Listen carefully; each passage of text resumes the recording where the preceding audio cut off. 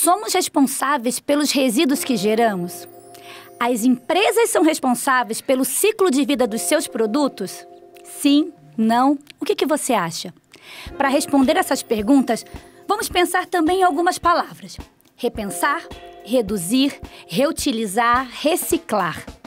E o que tudo isso tem a ver com sustentabilidade? Vem com a gente depois da vinheta que vamos contar.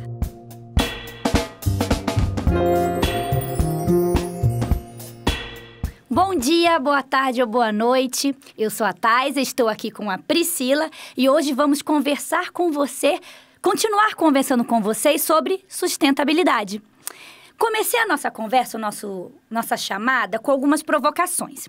Para responder essas provocações, já vou passar a bola aqui para minha amiga Priscila, que vai trazer já a nossa palavra do dia para a gente engrenar, né, do nosso tema de hoje, que é gestão de resíduos sólidos, gerenciamento de resíduos sólidos, para a gente decorrer aqui no nosso podcast. Certo, Pri? Certo. Gostei muito de quando você trouxe aí o conceito dos R's. Repensar, recusar, reduzir, reutilizar e reciclar.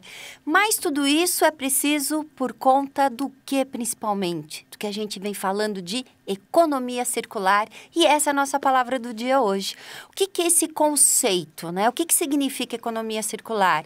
É a gente ter um desenvolvimento econômico que seja mais sustentável, onde as empresas procurem modelos de negócios que visem utilizar materiais que sejam reutilizáveis, que sejam recicláveis, de forma que em vez de gerar resíduo, a gente possa gerar matéria-prima para outra empresa.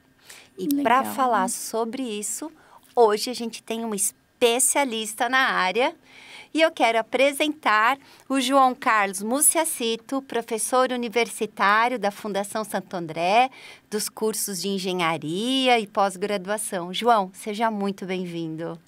Muito obrigado, Priscila. Muito obrigado, Thaisa.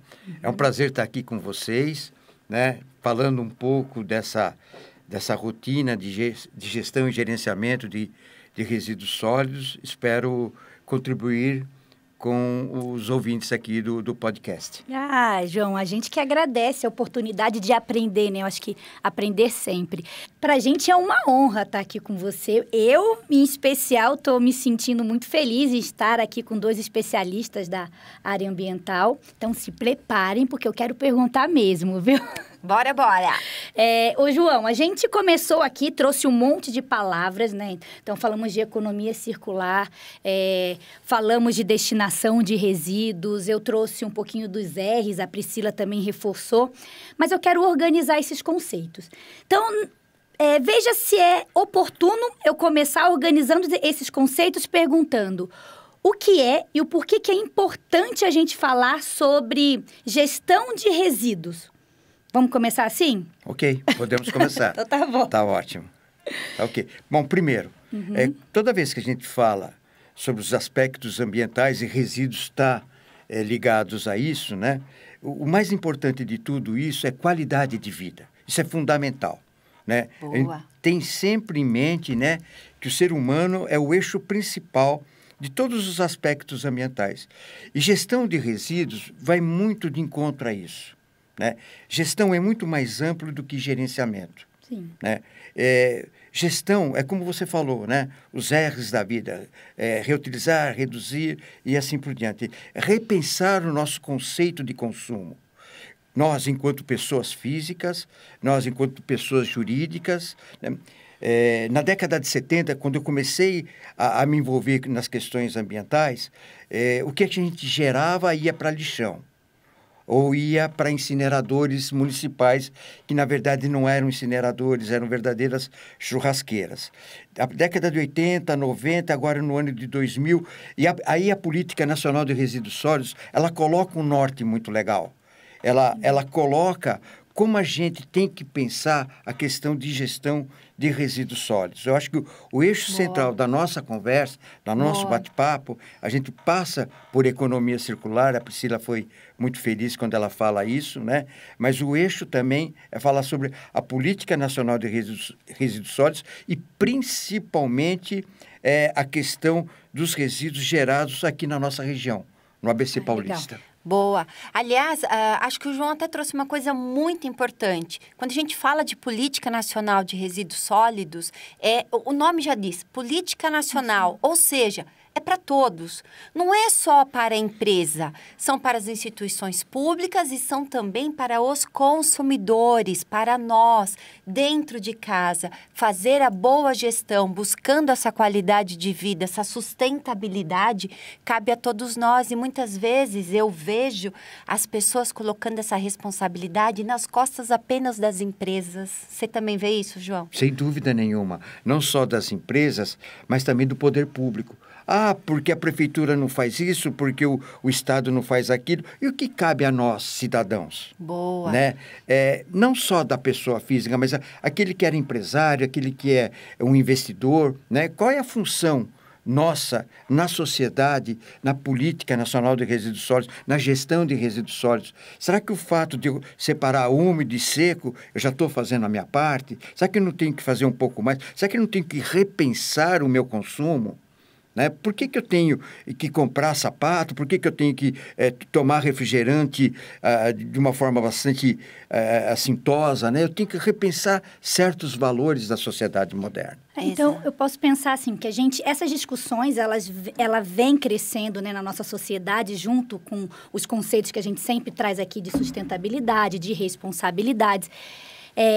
E aí, a gente pode pensar que a política, então, nacional de resíduos sólidos, ela deu esse norte, deu essa sistematização do que as empresas devem fazer e do que a gente, quanto sociedade civil, deve fazer. Perfeito. Porque a nossa consciência já deveria estar consciente, hein? Consciência consciente. Mas a gente já deveria ter essa educação ambiental, posso chamar assim. Sim. E essa educação para responsabilidade sobre o impacto que geramos sobre o nosso consumo. E no caso das empresas, o impacto que elas geram pela sua produção. Isso já deveria estar claro. Como não estar claro, a gente tem essa política que nos norteia, que nos trouxe essas diretrizes. Eu posso pensar? Sim, exatamente. Até trazendo essa questão do consumo que o João falou, hoje um dos grandes problemas que nós temos no Brasil é para onde vão esses resíduos, essas toneladas de resíduos que são geradas diariamente. E aí eu vejo que nós também tivemos um avanço no país. Ainda tem muito a avançar. Então, acho legal, João, se você quiser, fala um pouquinho sobre o que é a diferença entre um aterro sanitário e um lixão? Porque muitas vezes as pessoas falam, vai tudo para o lixão. Mas será que é tudo lixão? Ótimo. Boa pergunta, Priscila. Obrigado pela pergunta. Exatamente. Quando é instituído a Política Nacional de Resíduos Sólidos e antes disso você tem a Política Estadual de Resíduos Sólidos, que ela antecede a política nacional aqui no estado de São Paulo, qual foi a preocupação dos ambientalistas de plantão? É quando você vê no lixão, né, o submundo do emprego, as pessoas trabalhando para conseguir ali um prato de comida, crianças com trabalhos escravos, e isso acaba mexendo de uma certa forma com quem trabalha com as questões ambientais. E o aterro, ele vai de encontro a tudo que está errado no lixão. Você entende? Você tem a organização, você tem o cercamento desse espaço, você tem a impermeabilização desses resíduos e também você controla as pessoas que estão entrando no aterro. São pessoas profissionais, são funcionários e você acaba dando um emprego digno para aquelas pessoas que vivem daquele lixão. Então, antes das questões ambientais, as questões sociais foi muito perene, né? Uhum. Quando você trabalha a questão do lixão em detrimento do aterro.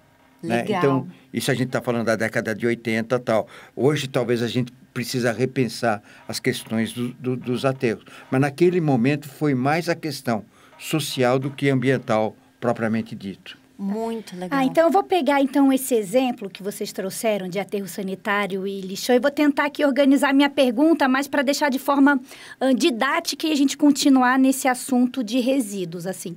Então, vamos pensar então usando um aterro sanitário. Então, eu estou pensando que lixão, a gente está pensando, é um local onde é destinado de forma ambientalmente inadequada tudo que é tipo de resíduos. Então, Exato. lá tem o resíduos, rejeito. Então, eu posso pensar que é jogado de qualquer jeito os produtos que geramos. Então, plástico, restos de alimentos, produtos químicos, produtos de empresa, tudo misturado seria um lixão. Isso. Para trazer a minha... Aí vou continuando usando essa referência. Então, o aterro sanitário, ele é um local que é preparado para receber os resíduos. Então, a gente vai receber de forma organizada. Então, aí entra a minha pergunta. Vamos organizar o que seriam esses resíduos, porque no aterro sanitário, cada aterro vai receber o que ele está preparado para receber. Então, tem aterro que pode receber produtos químicos, tem aterros que só podem receber produtos orgânicos, vamos dizer assim. Então, vamos lá. Minha pergunta é, João, me ajude a organizar. O que são esses resíduos? Então, a gente tem resíduos de consumo, ou seja, resíduos químicos, rejeitos, materiais reciclados. E tudo isso, como que a gente organiza essa classificação? Ok. Bom, primeiro, a gente tem que entender que tudo isso chama-se resíduos de serviços urbanos. Ok. E aí entra tudo. Desde uma indústria química, de uma indústria petroquímica, até, por exemplo, resíduos no final da feira, né? São resíduos chamados resíduos de serviços urbanos. Claro que eles têm a sua periculosidade, né? E a gente chama isso, na engenharia ambiental, de resíduos classe 1, 2A e 2B. O 2B são inertes, o 2A são produtos reativos e o classe 1 são perigosos, ou patogênicos, ou reativos, ou perigosos na sua essência, né? Então, para cada tipo de resíduo, a gente tem um tratamento especial, ou incineração, ou vai para aterro classe 1, ou vai para reprocessamento. E essa palavra reprocessamento é de fundamental importância hoje na engenharia. O que é resíduo para minha empresa, vira matéria-prima para a empresa. A economia circular? Exatamente. Isso chama-se economia circular. E isso teve um avanço, sabe, nas questões dos resíduos que vão para aterro, houve uma redução significativa. E as empresas acabaram, de alguma forma, evoluindo muito no seu processo industrial, fundamentalmente no seu processo industrial. Houve uma redução dos recursos naturais, você deixou de buscar esses recursos no planeta e começou a recircular o que é resíduo, passa a ser matéria-prima, passa a ser insumos, porque o planeta ele está sendo desgastado. Exato. Está entrando numa situação bastante caótica, vamos dizer assim. E eu acho que uma coisa interessante para a gente trazer é que não podemos usar o termo economia circular como desculpa para produzir cada vez mais, para consumir mais. A economia circular, ela vem como um conceito para tentar melhorar a situação. Mas você falou muito bem no início, repensar, recusar. Antes de tudo isso, será que realmente há necessidade desse consumo desenfreado? A gente não está dizendo que é para todo mundo parar de consumir, não é isso. Mas consumir com um pouco mais de responsabilidade, pensando no quesito ambiental. E aí, claro, esse material que no futuro ele vai ter um desgaste, ele vai quebrar, ele não vai ter mais uma serventia para você, será que ele pode ter uma utilidade num outro processo produtivo ou para uma outra pessoa? Algo que eu vejo que cresceu muito, por exemplo, dentro desse conceito de economia circular, é o uso de tecido, roupas. Como cresceu o brechós que antes o pessoal tinha um olhar meio assim, ai, roupa usada. Não, hoje você tem brechó de marcas, né? Isso é economia circular. Algo que antes iria, às vezes, para um lixo, passa para outra pessoa e que pode, daqui 5 anos, passar para uma outra, até que pode ser reciclado. Aquele tecido se transformar em outro produto. Exato. Eu acho que é importante a gente entender que tudo tem impacto. Exato. Sim. Tudo tem impacto no meio ambiente. Boa. E aí Concordo vem com você. a nossa escolha de Sim. contribuir, se esse Sim. impacto vai ser positivo ou negativo. Exato. E no nosso caso, que estamos falando de resíduos, estamos falando a gente pode pensar que são objetos ou produtos ou coisas, sei lá, depois me ajudem a uma classificação melhor, que não vamos mais utilizar. Então, onde eu vou destinar isso? Então, eu vou ser responsável por esse destino. E aí? ele vai prejudicar o meio ambiente, sim ou não? Depende da forma com que eu vou destinar. E aí eu tenho maneiras corretas, né, de fazer esse destino. Isto. E aí, a minha pergunta, quais são essas maneiras corretas? Então, vamos pensar o seguinte, eu, pessoa física, porque a gente está aqui falando, mas assim, eu fico pensando, em casa, como eu penso que a maneira correta que eu preciso, e eu também uma empresa, tá? Pri e João, me ajudem a responder. Como uma empresa pensa, como que ela pensa na responsabilidade do que ela gera, né? Tá, como eu penso? Como é? Olhamos as duas pro João. É um tema muito apaixonante, né? Que eu sou da área das engenharias. Quando você fala em empresa, sabe, as empresas, elas têm que, primeiro, qual tipo de matéria-prima que eu estou utilizando? Tá. Porque, às vezes, o barato sai caro. Eu tenho 2 tipos de matérias-primas. Um custa R$60 a tonelada e a outra que custa R$80 a tonelada. Só que aquela que custa R$60 a tonelada, ela tem muita impureza e ela vai gerar mais resíduos. Você entende? Então, eu vou produzir muito mais, né? Vou produzir menos com mais.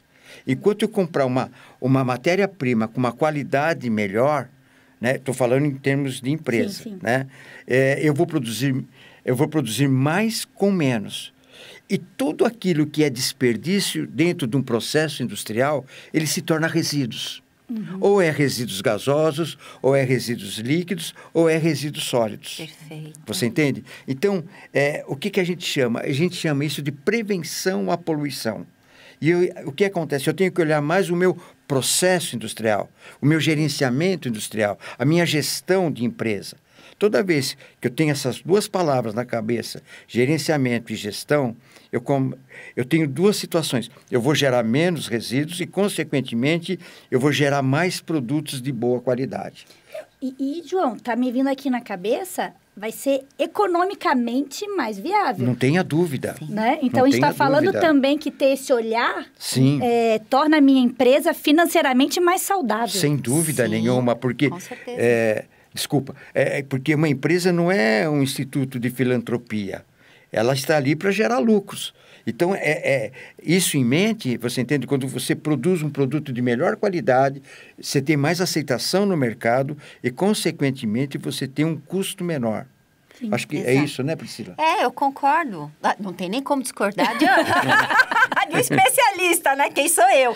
Mas essa etapa que o João comentou é de extrema importância. É o início de tudo. A gente, quando fala em gerenciar o resíduo, não é... e agora eu tenho esse resíduo, o que eu faço? Não, começa lá atrás. Como eu vou reduzir? Como eu consigo aproveitar melhor dentro do meu próprio processo produtivo? E não consigo aproveitar no meu processo produtivo? Ótimo. Será que serve de insumo para outra indústria? Serve, ok, não serve. Então, qual vai ser o destino que seja ambientalmente mais interessante? Será que ele pode ser reciclado? Boa. Não pode ser reciclado, ok. Dentro das formas de tratamento de resíduos, eu tenho coprocessamento, incineração.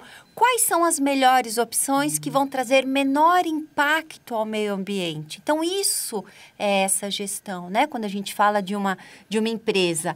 E quando a gente... desculpa, você falando assim, então, é o olhar o antes, o durante e o depois. Perfeito. Antes, durante e depois, todos os insumos que eu estou utilizando para evitar que gere menos desperdício, que é, no caso, os resíduos. Fundamentalmente é isso, desperdício. Essa é a palavra, né? A gente tem que reduzir todos os fluxogramas dentro de uma empresa que podem gerar desperdício. E aí entra, inclusive, a capacitação dos empregados, dos colaboradores. Treinamento constante. Exatamente. Treinamento constante, porque o que a gente tem observado ao longo da nossa experiência dentro da indústria, a falta de capacitação gera um desperdício assim, mais acentuado dos colaboradores. É isso mesmo, treinamento E a gente constante. está falando aqui muito de processo produtivo, mas a gente não pode esquecer que a empresa é um todo, é um conjunto. Puxar isso, Então, você também tem que estar sempre atento à área administrativa, quanto daquele material normalmente se gera muito reciclável, quanto de fato está sendo destinado a uma reciclagem, dá para reduzir? Hoje a gente tem o mundo digital muito mais próximo do nosso dia a dia, então será que há necessidade de tanta cópia? Será que eu não posso digitalizar? Trocar as lâmpadas por lâmpada de LED que tem uma durabilidade melhor, que você consegue reciclar com mais facilidade todos os componentes dessa lâmpada. Copo descartável? Eu bebo copo descartável toda hora ou tenho minha caneca? Exato, são vários conceitos. Existe cozinha? Como é que é o processo produtivo? Será que aquele resíduo gerado ali na produção do alimento pode se tornar um composto ou não? Será que aquele material poderia ser vendido para a produção de ração animal? Então, é pensar no todo. E esse pensar no todo se chama o quê? É um plano? É um plano de gerenciamento de resíduos? É isso, Na minha João? cabeça, é um plano de gerenciamento de resíduos que passa por tudo isso que a Priscila falou.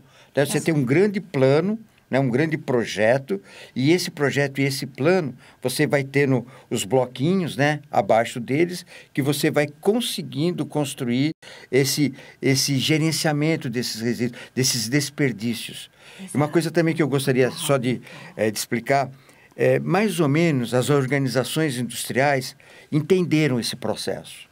Agora, o que a gente vê muita falha, infelizmente, são prestadores de serviços de saúde. Os hospitais têm um desperdício muito grande. Falta, fundamentalmente, um gerenciamento de resíduos em hospitais, clínicas médicas, clínicas veterinárias. Quantas vezes a gente observa receituário, papéis misturados com resíduos perigosos, e aí não dá para você separar depois, sabe? Aí vai tudo como resíduo perigoso. Eu acho que volto a repetir o que a Priscila também comentou. Volta a capacitação desses funcionários, sabe? Resíduos de serviço de saúde hoje é o grande problema na geração de resíduos perigosos. Não tenho a menor dúvida quanto a isso. Nossa, bem colocado. Porque a gente fala muito de indústria, mas esquece que a gente está falando de empresa. E isso. Empresa independe do ramo de atividade, exato, né, João? Exato. Então, a área de saúde é uma grande área dentro do país geradora de resíduos. E que gera resíduo classificado como perigoso. Uma grande parte do volume gerado é um resíduo perigoso. Ai, Pri, né? O que é o resíduo perigoso? O João já falou. É aquele que vai trazer características como inflamabilidade, corrosividade, patogenicidade. E até pra gente que é leigo nessa área, esse resíduo ele não é misturado naquele resíduo que busca no caminhão da minha casa e vai para o mesmo local do aterro sanitário. Perfeitamente. É diferente. Exato. Exatamente. Ele tem um local diferente para ser destinado e tratado de forma ambientalmente correta. Por isso que você trouxe essa importância, porque acaba misturando, às vezes, resíduos que não precisariam ser tratados dessa forma, né? Porque eles não são contaminantes, mas por estar misturados, ele tem que ser tratado, né? Exatamente. Você entendeu perfeitamente. Essa é a visão mesmo. Nossa, acho que já estou aqui, ó. Professor, tirei 10? Com louvor, né? Com louvor, tem estrelinha. Tem estrelinha, Não, mas brincadeira. Mas sabe o que a gente podia pensar também? Então, a gente falou aqui de processo produtivo. Então, empresas que produzem, tá? A gente comentou um pouquinho de empresas, né, da área da saúde, mas tem aquelas empresas que só vendem, né? Então, venda de serviços e venda de produtos, não necessariamente produzem. Essas também precisam pensar? Precisam ter esse plano? Sim. A política ela é muito clara. Qualquer pessoa, privada ou pública, eu costumo brincar, se é CPF ou se é CNPJ, não importa. Todos nós temos a responsabilidade pelo resíduo gerado, nós temos que fazer essa gestão. Então, a melhor forma dentro ali do seu local, que pode ser uma casa, pode ser uma indústria, pode ser uma igreja, uma universidade, um hospital, enfim, qualquer local. Então, gerar menos, como fazer esse armazenamento, essa coleta, o transporte e o destino final. Perfeitamente. E até concluindo as palavras da Priscila, a Política Nacional de Resíduos Sólidos, ela tem um capítulo que fala dos produtos importados. É claro que a política ela não é tão abrangente que vai, por exemplo, punir o chinês ou punir o americano que está fazendo o produto. Mas o importador, ele tem responsabilidade sobre esse produto, né? E se esse produto, de alguma maneira, se torna um resíduo, ele é responsável por esse resíduo. Correto, Priscila? Perfeito, né? Bem lembrado. Então, é bom que se diga, é bom que o podcast tenha essas informações, quem está nos ouvindo ou vendo, né? Que o importador ele tem a responsabilidade sobre o produto que ele está comercializando, como você falou, que é o prestador de serviço, mas também, se esse produto, de alguma maneira, ele se tornou inadequado, ele se torna um resíduo, o importador ele tem sobre essa responsabilidade. Então, tipo, por exemplo, o importador tem responsabilidade sobre produtos eletrônicos, se esse produto eletrônico vai parar no rio, na rua, Sim, pneus. Por exemplo, garrafas de vinho que acaba perdendo sua qualidade por qualquer motivo, tem que ter uma destinação adequada e cabe ao importador, né, fazer essa destinação adequada. E nem sempre eles têm essa capacidade. Até trazendo, então, esse exemplo, professor, a gente está vendo algumas empresas e a gente até impulsiona isso quando o caso do Instituto Ensina, também a Priscila, nos treinamentos e consultorias até que a gente presta para algumas empresas, de criar realmente, oportunizar para os consumidores locais para que eles possam levar esse produto que não é mais utilizado e aí a empresa, né, vai conseguir destinar esse produto de forma correta, de forma adequada. Exatamente. A gente está vendo alguns exemplos de empresas, né? E traga, né, deixa eu ver. Não queria falar o nome de empresa, mas traga sua pilha aqui, sua meia, remédio vencido. Seu remédio vencido. Embalagem de cosméticos. Exato. Inclusive, isso é bastante interessante, Thaisa, que você trouxe.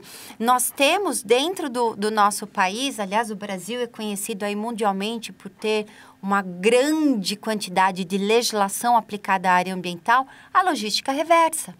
Isso faz parte. O Estado de São Paulo está trabalhando muito forte essa questão. Hoje, algumas atividades já têm obrigatoriedade de se responsabilizar por pelo menos 22% do material, né, do resíduo gerado na sociedade, de recolher esse material e dar o destino adequado.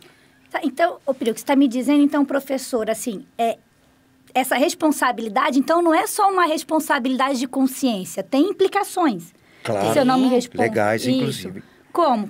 O que seria? Como que a gente pode pensar sobre essas implicações? Os órgãos ambientais hoje eles estão aparelhados, né, para aplicar autuações, né? A gente chama isso de disposição inadequada de resíduos.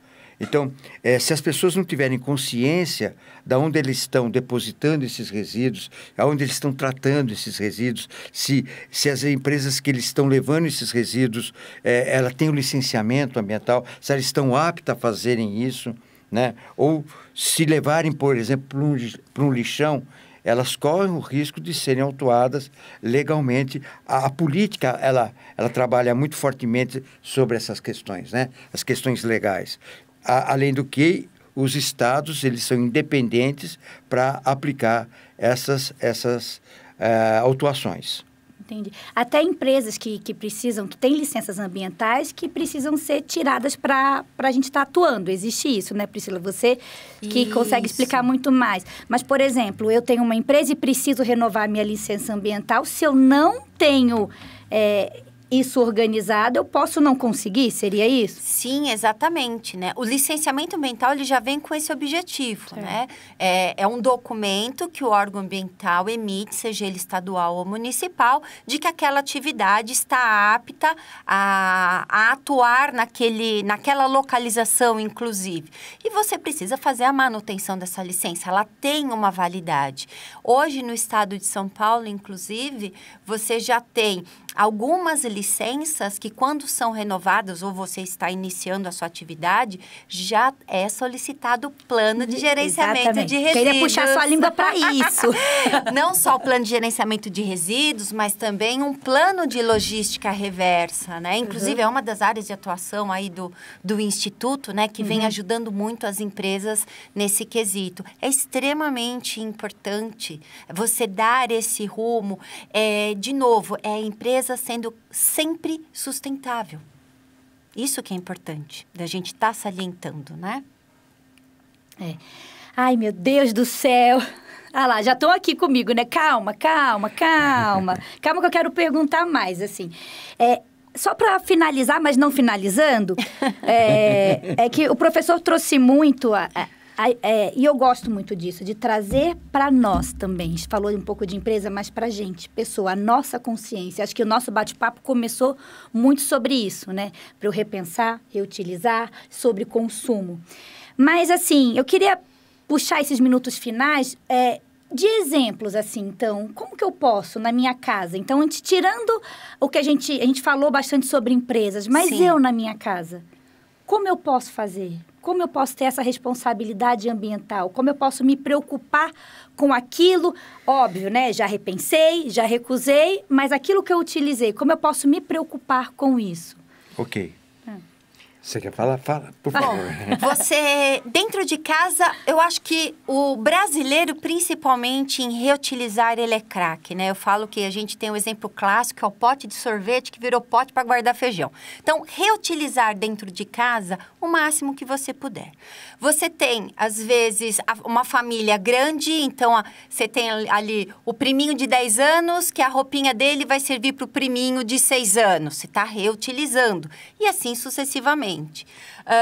Dependendo da residência, você pode ter as composteiras que você pode comprar prontas ou você pode construir, não é nada complexo.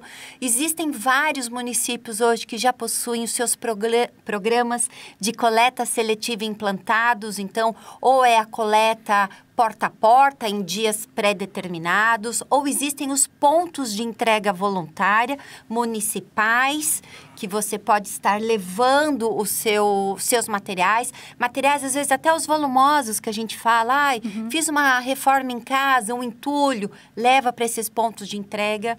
Você tem aí diversos comércios, não vou ficar aqui dando nomes, mas cada um, a gente pega o Brasil, o mundo todo, então você dá uma pesquisada no seu município, mas tem comércios hoje que já recebem muitas embalagens, muitas pilhas, algumas redes de farmácia que já coletam remédios vencidos.